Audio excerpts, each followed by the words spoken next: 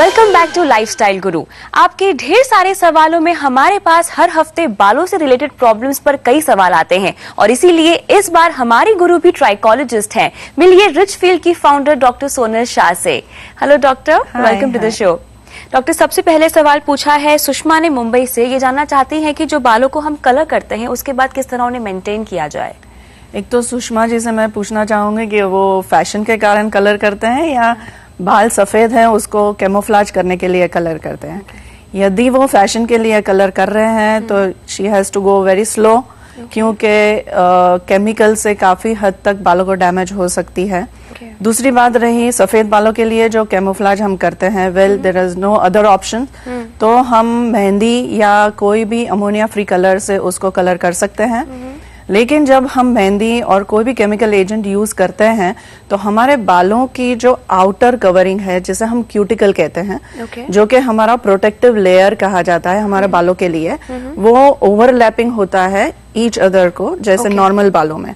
लेकिन ये केमिकल के कारण या तो मेहंदी के कारण ये लेयर जो है ओपन हो जाता है और हमारे बाल काफी रूखे, विदाउट शाइन नहीं रहती, उसमें लस्टर नहीं रहता है और काफी हद तक वो एंटेंगलिंग हो जाते हैं और ब्रेकेज फॉर्म में चले जाते हैं, टूटते हैं काफी बाल।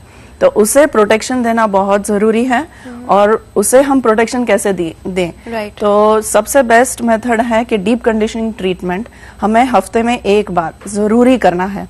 अच्छा। और आफ्टर वॉश, धोने के बाद कंडीशनर्स यूज करना है और हेयर रिपेयर सॉल्यूशंस यूज करना है, ताकि कि ये क्यूटिकल लेयर्स को हम ओवरलैपिंग काफी हद तक रख सके।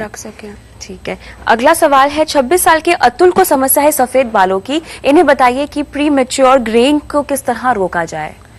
एक तो है प्री मैच्योर ग्रेइंग, जिसे हम कहते हैं कि 30 साल के पहले जो ग्रेइंग हो जाती है, इसे हम प्री मैच्योर ग्रेइंग कहते हैं। और इसके कई कारण हैं। एक तो है जेनेटिक फैक्टर, अगर फैमिली में है, किसी को जल्दी हो गया है। और खाने में बहुत जरूरी ध्यान रखना है, क्योंकि अगर हीमोग्लोबिन जैसे एनीमिक कंडीशन हो जाती है तो उसकी असर भी हमारे मेलेनोसाइट सेल्स जो होते हैं, जो मेलेनिन सिक्रीट करते हैं, जिससे हमें बालों के कलर मिलते हैं, तो वो कोलैप्स होना चालू हो जाते हैं और बाल जल्दी सफेद होना चालू हो जाते हैं। Stress again is a major factor.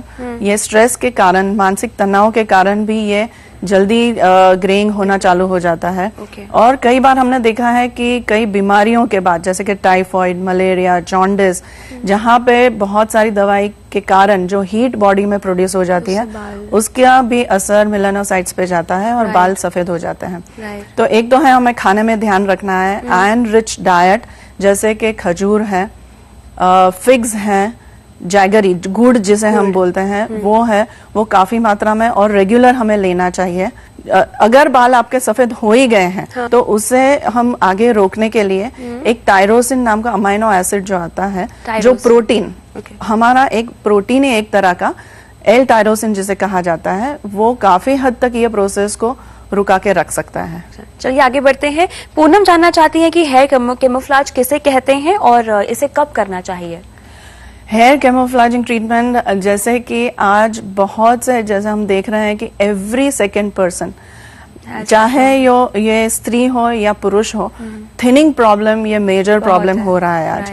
तो थिनिंग भी दो प्रकार के थिनिंग होते हैं। एक है रिवर्सिबल थिनिंग, जहाँ पे हम ट्रीटमेंट करके रीग्रोथ, वापस ये डिसऑर्डर्स में रीग्रोथ हो जाता है। और एक जो है इरिवर्सिबल थिनिंग, जहाँ पे रीग्रोथ नहीं होता है और ये धीरे धीरे आगे बढ़ते जाता है। तो ये जो बॉल्डनेस है या गंजापन है, धीरे धीरे एडवांस स्टेज में चला जाता है। जब ये एडवांस स्टेज में चला जाता है, स्पेशली हार्मोन रिलेटेड डिसऑर्डर्स में, राइट, ये एडवांस स्टेज में जाने के कारण रीग्रोथ नहीं होता है और स्कैल्प काफी दिखने लगता है। तब ये कैमोफ्लेजिंग ट्रीटमेंट का सहारा हमें लेना पड़ता है। और कैमोफ्लेजिंग ट्रीटमेंट जो हम, ये जो गंजापन दिखता है उसको कवर करने के लिए जो ट्रीटमेंट करते हैं उसे कैमोफ्लेजिंग ट्रीटमेंट कहा जाता है। और कैमोफ्लेजिंग ट्रीटमेंट 3 प्रकार से होती है। एक तो है टेम्पररी कैमोफ्लेज, जैसे कि यहाँ पे हेयर फाइबर्स जो होते हैं, जो प्रोटीन फाइबर्स रहते हैं, जो आप जहाँ पे भी बाल आपके स्कैल्प दिख रहा है, बाल कम है और स्कैल्प दिख रहा है, वहां पे आप स्प्रिंकल कीजिए तो वो सी थ्रू एरिया कवर हो जाता है, दिखता नहीं है। और ये टेम्पररी है, क्योंकि ये जब आप वॉश करते हैं दूसरे दिन और जब भी वॉश करेंगे तो वो निकल जाएगा। दूसरी टेक्निक है जो नॉन सर्जिकल है, जहाँ पे ट्रांसपेरेंट डर्मा बेस यूज किया जाता है। अच्छा। जो आपके स्कैल्प की तरह ही दिखता है, तो इट्स एब्सोल्युटली नेचुरल। और जो उसके ऊपर एक एक बाल इम्प्लांट किए जाते हैं, तो ये आपका जो भी एरिया है वो एरिया को कवर करते चलता है और ये आपके बाल के साथ जुड़ा जाता है।